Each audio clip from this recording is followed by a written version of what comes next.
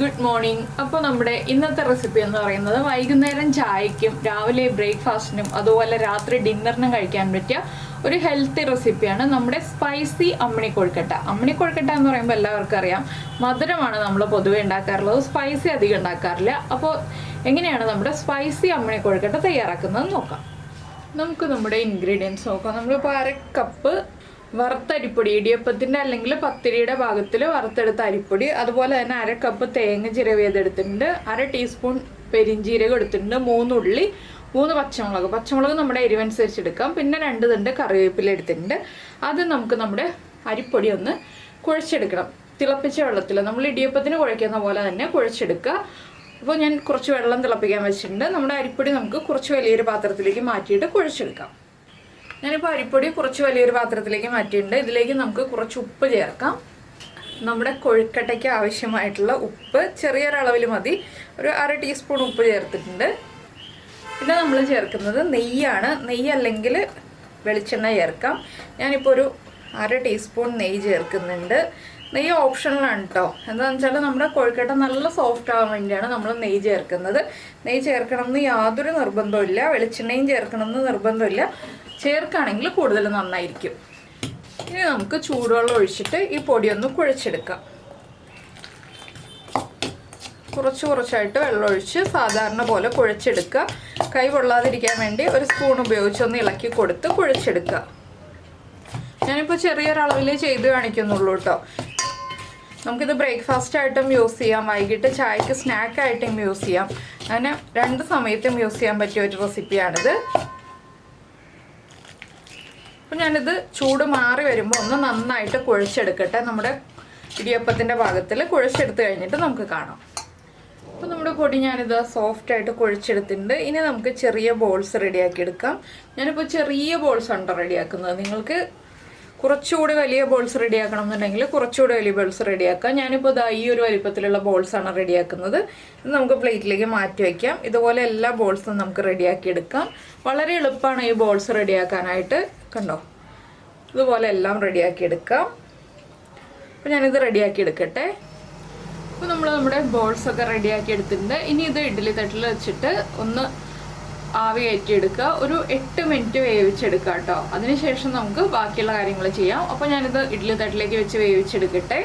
അപ്പോൾ നമ്മൾ ഇഡ്ഡലി തട്ടിൽ നമ്മുടെ ബോൾസൊക്കെ വേവിക്കാൻ വെച്ചിട്ടുണ്ട്. ഈ സമയത്ത് നമുക്ക് നമ്മുടെ അരപ്പ് റെഡിയാക്കി എടുക്കാം. അരപ്പ് റെഡിയാക്കി എടുക്കാനായിട്ട് നമുക്കിതെല്ലാം ചേർത്തൊന്ന് ഒതുക്കിയെടുക്കണം. അതിനായിട്ട് ഞാനൊരു മിക്സിയുടെ ജാർ എടുക്കട്ടെ. നമുക്ക് മിക്സിയുടെ ജാറിലേക്ക് നമ്മൾ എടുത്തു വെച്ചിരിക്കുന്ന തേങ്ങ ചിരവിയതും അതുപോലെ ഉള്ളിയും പച്ചമുളകും, നമ്മുടെ പെരിഞ്ജീരകം, ചെറിയ ജീരകമല്ല വലിയ ജീരകമാണ്, 1/2 ടീസ്പൂൺ, അതുപോലെ തന്നെ നമ്മുടെ കറിവേപ്പില 2-3 ഇതൾ, ഇത്രയും ചേർത്തിട്ട് ഒന്ന് തോരൻ്റെ ഭാഗത്തിൽ ഒതുക്കിയെടുക്കുക.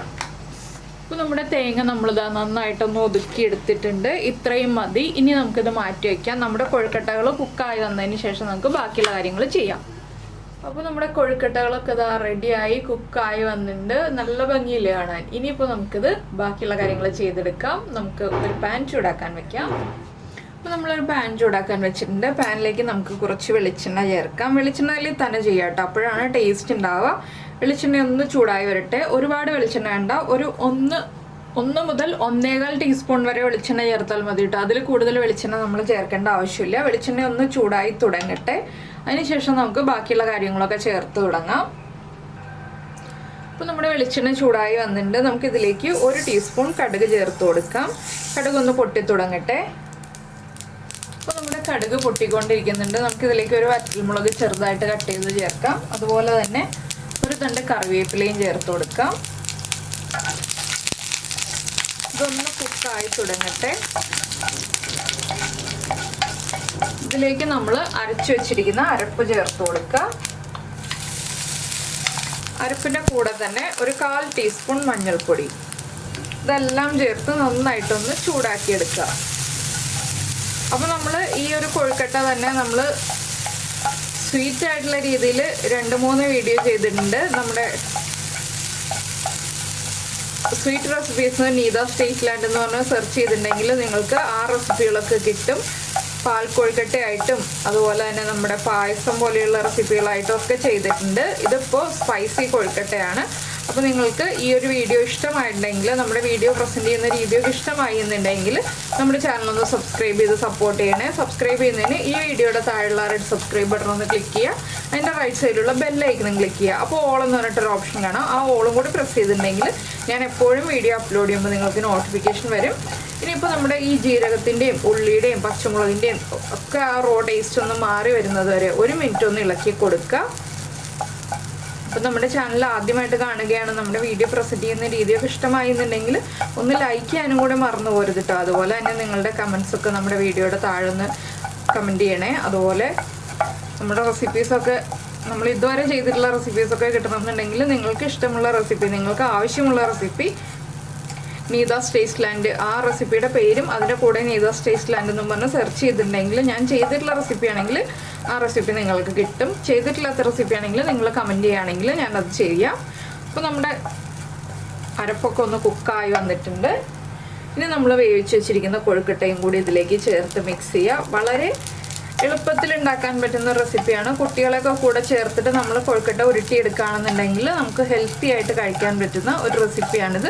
അതുപോലെ തന്നെ സ്പൈസി ആയിട്ട് ഇപ്പോൾ വൈകുന്നേരം 4 മണിക്ക് ചായയുടെ കൂടെ കഴിക്കാൻ പറ്റുന്ന സ്പൈസി ആയിട്ടുള്ള റെസിപ്പിയാണ് നിങ്ങൾക്ക് ആവശ്യമെന്നുണ്ടെങ്കിൽ ഇതുപോലെ ഉണ്ടാക്കിയെടുക്കൂ. ഹെൽത്തി ആയിട്ട് കഴിക്കാം. അധികം ബുദ്ധിമുട്ടൊന്നുമില്ല. നമുക്ക് എളുപ്പത്തിൽ ഉണ്ടാക്കാൻ പറ്റുന്ന റെസിപ്പി തന്നെയാണ്.